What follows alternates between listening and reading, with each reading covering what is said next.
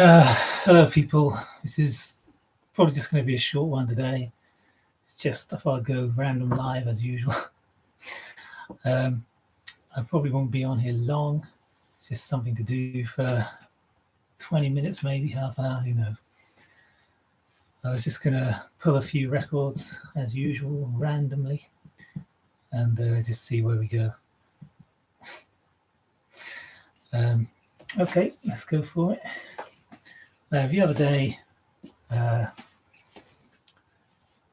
this was shown on Instagram a week or so back by Robert Sounds Strange, waxing lyrical about what a great album it was. No, I don't actually didn't show this one, did he? He showed the other one.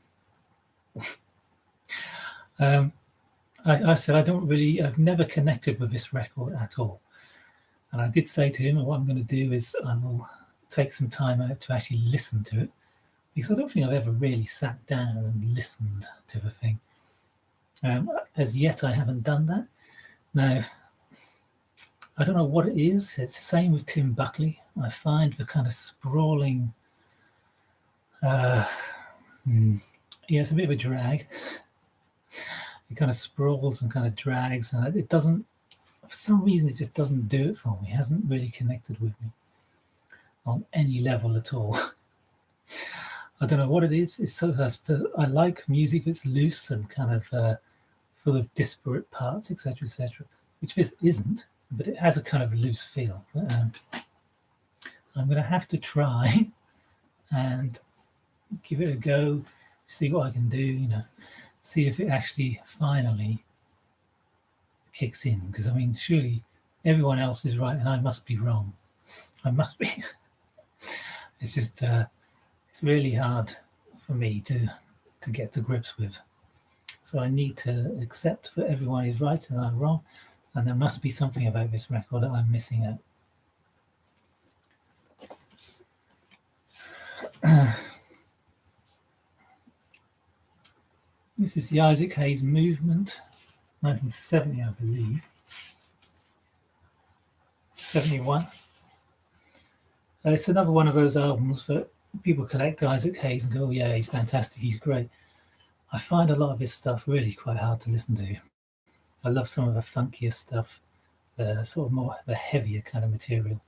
When he's sprawling out with his kind of raps and really boring, kind of a bit cheesy stuff, I find it quite difficult, especially tracks like I Stand Accused. And I mean, I'm just not interested at all.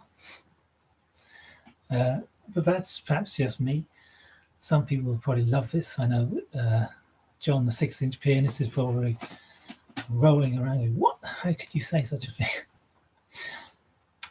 I do find it's a bit like Al Green. I can listen to some Al Green, but some of it's just, well, the sound is nice and I like the sound of it. It just doesn't really do it for me. I'm not so into soul, I suppose. Not the gentle kind, anyway. There he is, pulling his pose. It was obviously his thing, his trademark. He became that anyway. And also, of course, the Black Moses cover. Yeah, for me, this doesn't really do much. I prefer it in, let's say, when he gets a bit heavier in some of the longer pieces. It's just it's been on the shelf for years and years and years, and I don't think I've ever played it more than once.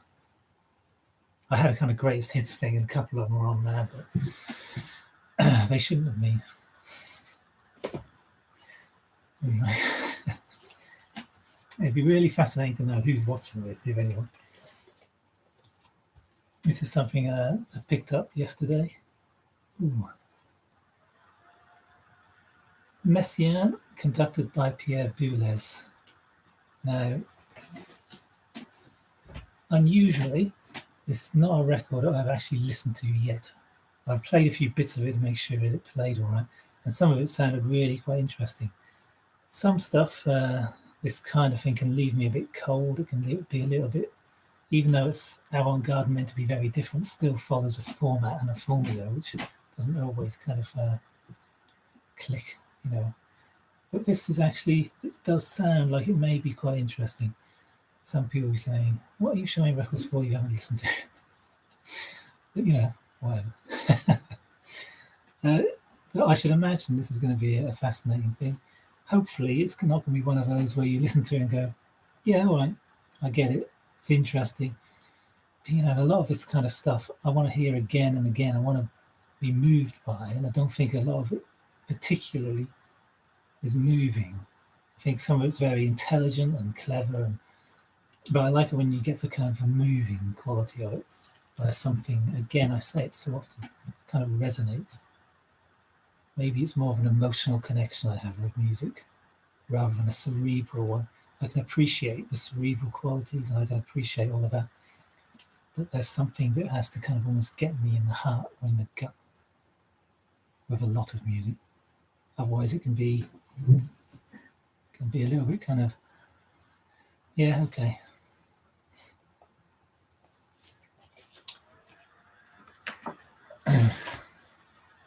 I've had a copy of this at the same time. Now, shamefully, whoever had this really did not look after it. I picked it up because it's a rare record, and any of these old Decca stereo SXL records, not all of them, but some are quite valuable. You can see this cover needs gluing together. But every time I see Argenta and Fowler, I think, right, this is going to be good. Very hard to come by. Very hard to come by. And I did listen to some of it. It needs a good clean.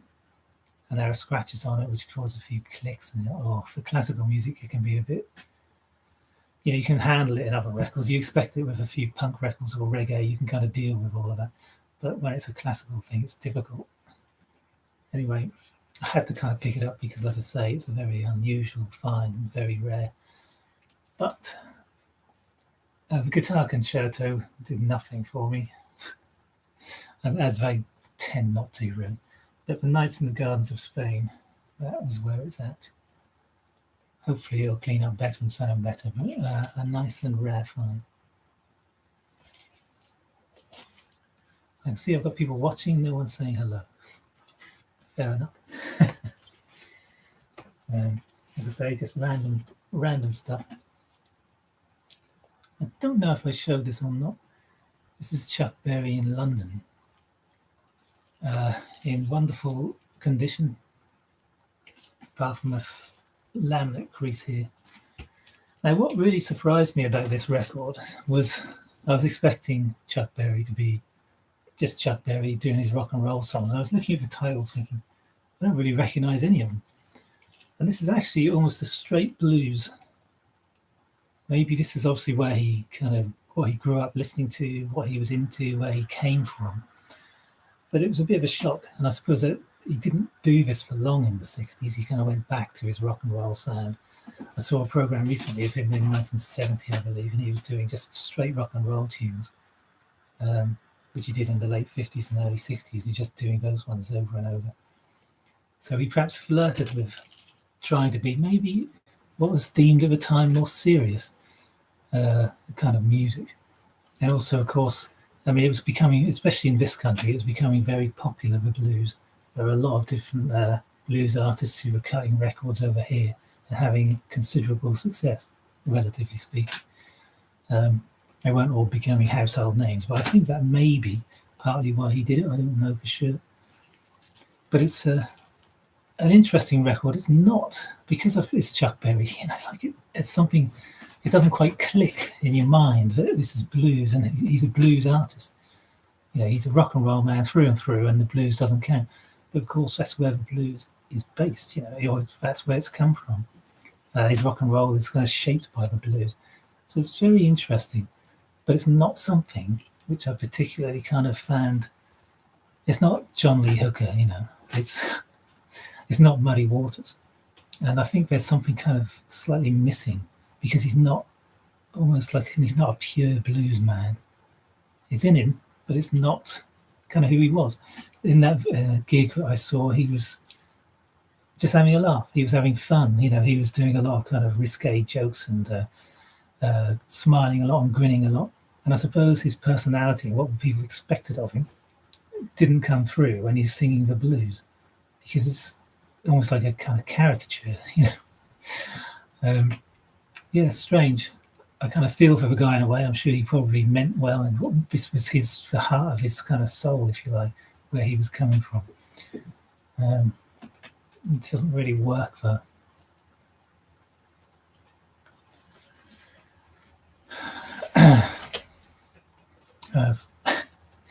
Watch us come and watch us go. This is a copy I've had for a few years. There was a collection of it a few years ago, and all of them had tape on, whether they needed it or not. I don't believe this needed it, but whoever had it put protective tape on to protect just in case something went wrong. And of course, after all these years, you don't want to take it off because it's too. You just got to tear the cover. But it doesn't bother me anyway. I'm just saying it really for other people's sake, because other people seem to be bothered by that kind of thing. Yeah, whatever. I'm bothered if it's a valuable record, but of course, whatever, even then. I think this actually is probably the best of Tim Blake's albums. This is synthesizers, of course. You've got 5 pieces on here. Midnight, Metrologic, Last Ride of a Boogie Child, Synthesis in Temporal, and Crystal Present. The New Jerusalem album, I really don't like. It's got vocals on it, and as a result, his vocals are very weak. They sound like almost like a child singing at times, and it just mars the album for me. For me, I think electronic music, unless it's kind of like a breakbeat, you know, with a Prodigy or something like that, it has to be instrumental to work. Or you can occasionally add in little bits of kind of repetitious vocals or something, or lyrics, but I don't think they should be in front and control and kind of tell stories. I think they should just be there, almost like a texture, a sound themselves. This one is much better because I believe it's completely instrumental. My mind is not playing tricks with me. This is a great record. It's fairly cheap to get. It's going up in price all the time. I suppose, you know, he died, and again, even his prices, not like David Bowie or something, but they kind of crept up a little bit even after he died. Great album though, and perhaps one of the best and most overlooked synth albums. I think because it's kind of cheap and easily available. People think if it's rare, it's going to be good. No, there's a lot of really good stuff. Hello, Rob, how are you? There's a lot of really good stuff around, which you can get very cheap. This is a case in point. It's a great album. And this has classic analog synth sounds. And again, it's one of those that builds and kind of flows. And this guy knew what he was doing. He really did know what he was doing. There was no kind of nothing wasted on this record at all. The entire thing sustains itself all the way through. Yes, more so, but not ambient as we know it now. Because of the analog synthesized sounds, you've got a bit more kind of depth and warmth. And I think in some ways they're more engaging. They kind of capture your ear more. It's not ambient in terms of kind of background. But yeah, it's a very good album, and I recommend checking it out. You only got to listen to a couple of minutes and to know for sure, haven't you? Straight away, you just kind of click or not. But this is a very good album, and recommend it. If you can find one without tape, by all means do. Right, because these are kind of just off the shelf, one or two. I showed this one once. I think I showed this once. This is a Prog album. Brainchild, Healing of the Lunatic Owl. I'm going to say, why am I forgetting years today? This is 1970.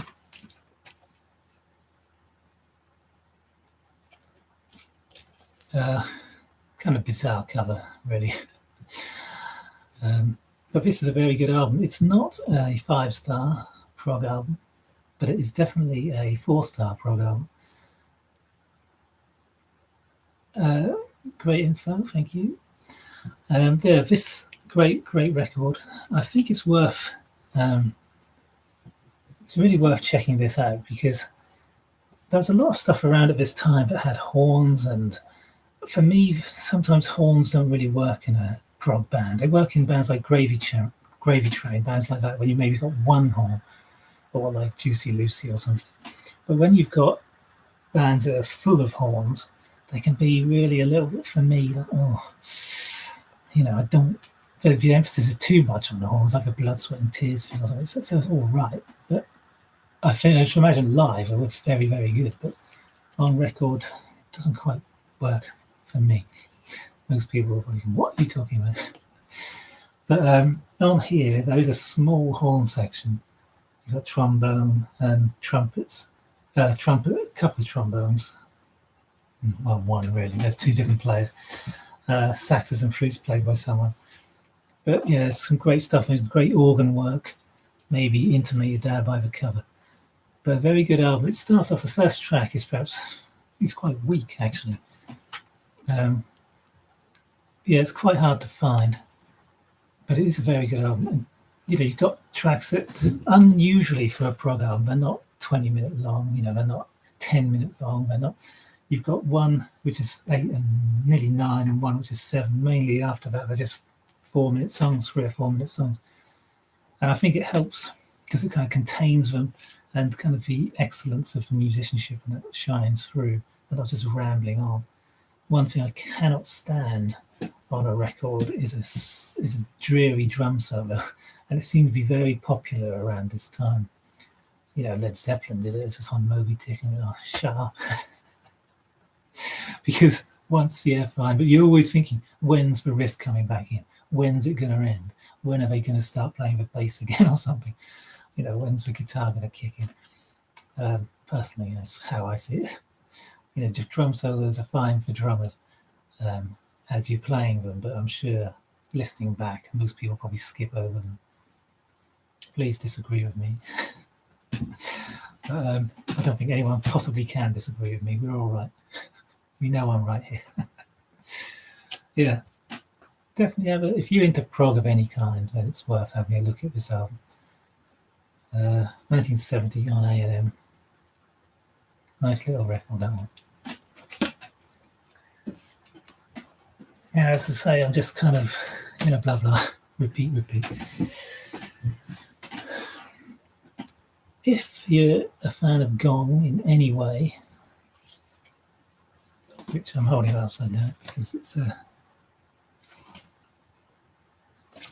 if you're a fan of gong in any way, in any shape or form from the David Allen era, then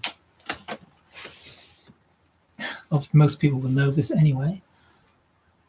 But this is the next step. If you've got all your gong and you don't know where to go next because you've got a gong-shaped hole, because as soon as David Allen left, what's that guy's name? Pierre Moulin took over.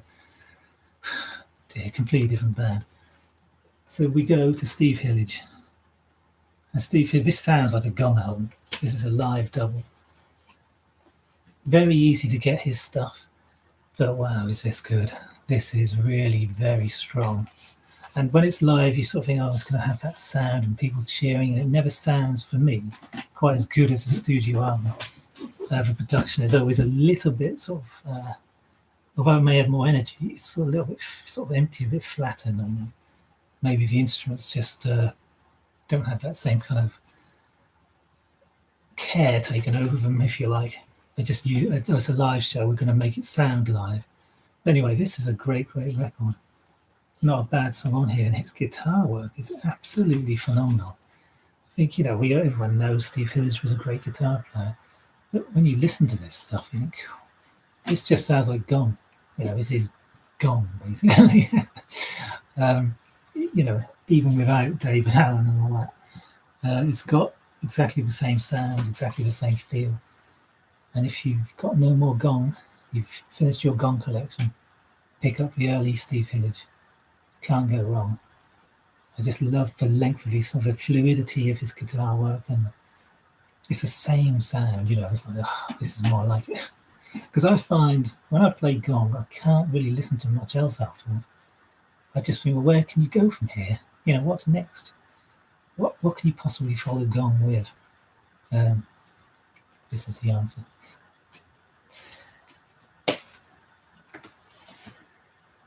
I'm all over the place here.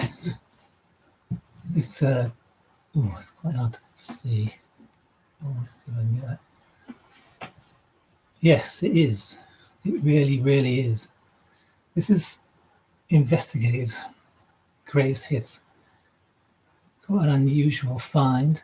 The rare grooves, which makes it sound like they had loads of stuff which is easily accessible, you can find everywhere. You can't. It says featuring Michael Gordon and Lorenzo Hall, like they're someone special. But this is a lovely, lovely stuff. The record is in reggae mint, as John, 6-inch pianist, would say. Not in perfect condition by a long way, but you just never see this stuff. This is a kind of soulful reggae. The bass on this is like room shattering, and yet it's such the songs are they're not gentle, but they're sort of beautifully crafted and amazingly well written, these songs. But the bass, oh my goodness, that bass on this, just, when I say room, I mean, it's deep, but it's kind of pure, it's warm and pure and just, oh wow, just lovely, lovely stuff. Very rare record. I say very rare, I mean, it's pretty rare. Not easy to come by. But if you're into any kind of reggae, and it's so hard to describe this, because it's not reggae, whether you're playing the same guitar riff over and over, the same guitar line over and over and over. It's not quite like that. But if you ever fancy anything slightly different of a reggae, kind of a soulful thing, this is it. And those guys look like they're all perfect singers and harmonizers and stuff. And they look like, they don't play instruments, but these guys really know how to play, and they really kick it on this. Look at that bass. Just to hear this record with a bass, even if you hate reggae, that bass will change your mind. You just have to have it, Anyway, I'm not really going to stop for too long today. I'm going from that. An interesting thing was said to me the other day, and it kind of made me feel kind of, okay, I can live with that. John Coltrane, 68. We had a couple of little notes back to each other, and I said I find it difficult because I'm always sort of like showing lots of different stuff, and I think I'm not really connecting with so many people, or people who kind of switch off. It's very difficult to please everyone all the time. And some people are just into this and just into that, and I'm into kind of all sorts of stuff. And I always find that a problem. But he said, you're selling yourself short. He said he sees me as someone who has a kind of wider range of interests and kind of a diverse knowledge. And I thought, yeah, you know what? I'll just go with that. People can like it or lump it, it's up to them. The fact is, I'm going to show lots of different records, and I'm going to be okay with that. Another great record, completely different, of course, to what we've seen before. Discharge. This is Hear Nothing, See Nothing, Say Nothing. And it does say pay no more than $3.99, but I don't think you're going to find a seller who sells it to you for $3.99 anymore.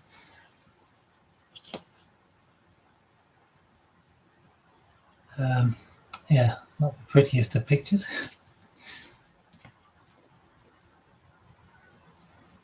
This is a completely unique punk album. I personally think it's a unique punk album. There isn't any other punk record, I think, that sounds just like this. Why? Because although some of the music maybe, even the music is more sort of thrash really than punk. The thing about this is the lyrics. You've got, each one of these songs has probably got 3 or 4 lines, and a guy may sing them once or twice, occasionally repeat, and that's it. And the emphasis is on focus and on energy And you kind of, I think what it does is it's in a way you need to read the lyrics, but what it does is it really kind of emphasizes what he's saying, and it's all about kind of the effects of war and especially nuclear war and different things like that. But it's intense. This is an intense listen. It's not something you can just put on and go, oh, I'm going to just kick back and listen to this. This is an intense ride. Although it's a very short album, and all the songs are very, very brief, they have an intensity about them which really are just like no other punk album. Some people may say, oh, well, she has intense punk albums. I don't think anything is, from what I've heard, the stuff I've heard, is as intense as this. Is it a masterpiece? Some people would say it's a punk masterpiece. It's usually up there in the top 5 or 10 punk albums of all time. And even though it's, as I say, it's got a sort of thrash edge to it, it's, as in no other word, it is just an intense, intense experience. But it doesn't make you go, I don't know, it's a difficult thing to define. You either know it and love it, know it and kind of go, oh, I'll grow to love it, or just hate it. It's a difficult one to kind of define. But a true punk fan has this album, or at least knows this album. You don't have to own everything, do you? That's ridiculous. You know, I like a lot of prog music. I haven't got all the prog albums. But, yeah, great album.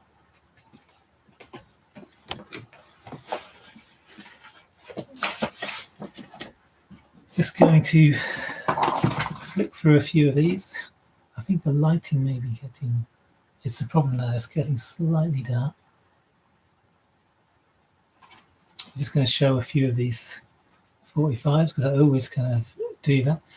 There's not a lot of activity. So these are a few 45s. This is Where Is the Love by Betty Wright on Alston.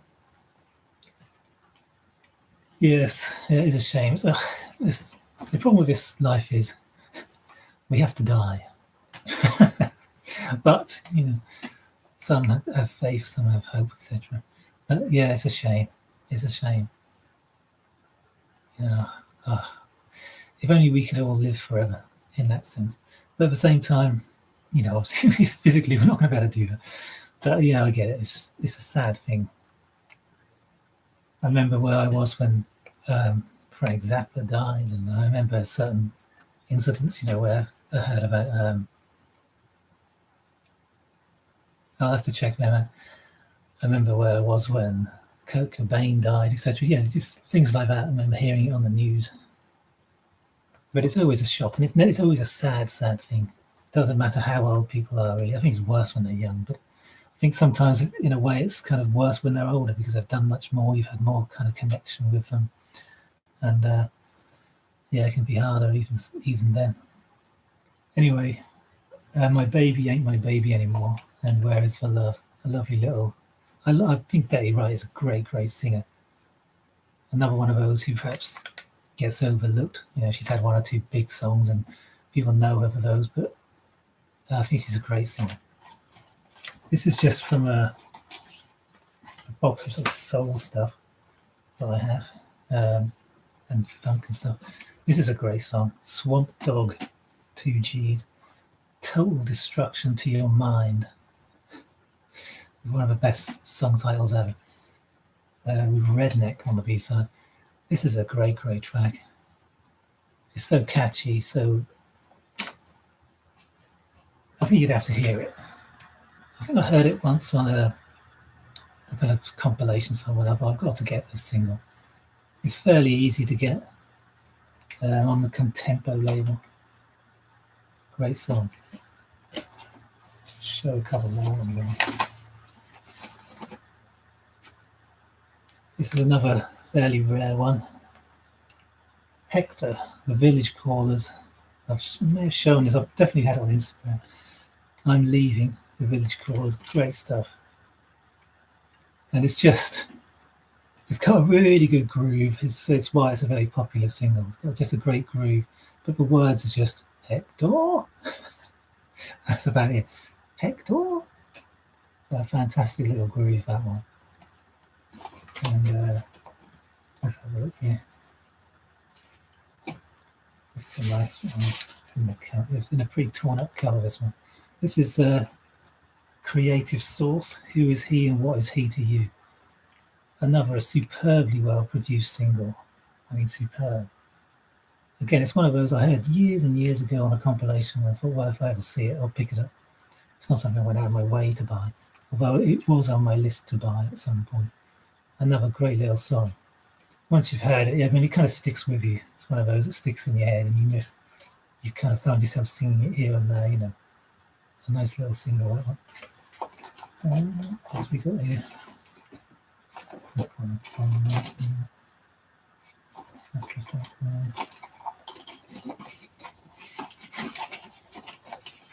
pull a few in. These are quite difficult to find. Madeline Bell singles from the 60s. One Step at a Time from 66. Don't Come Running to Me. These are on Phillips. Her stuff is really quite hard to get, and they're more Northern Soul. And they've become quite popular. Quite hard to find some of them. One or two are quite easy to get. I have another one in here somewhere. Yeah, another great vocalist. I mean, she did some stuff later on in the disco period and some other stuff. Really, really strong singer. Maybe she didn't have the look, you know, which kind of other women had, but she definitely had the pipes, as they say. Have a look. There's another Betty Wright, of course, Shura Shura, famous one. This is one of my all-time favourites. The Sisters' Love.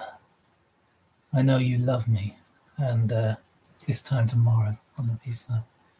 This single, if you need to hear this singer, the female singer, the main lead singer, phenomenal voice, absolutely phenomenal. She's got so much feeling in that voice, and I've seen her live on YouTube, and you think she's just effortless, but so good. One of the best vocalists I've ever heard. And this song as well, I Know You Love Me. It's got a real funk vibe to it. Really, really good, strong song, that one. Okay. Another couple. This is another excellent one. Minnie Epperson, Grab Your Clothes and Get On Out. Now, I know of them. I have not listened to them. I could have sworn I saw one of their records the other day, Pylon. I don't know anything about them. And No Love at All, great single that. On Action, excellent label, full of superb soul, Northern soul and funk. Anyway, that's probably about it, unless anyone has any questions. I won't go on too long today.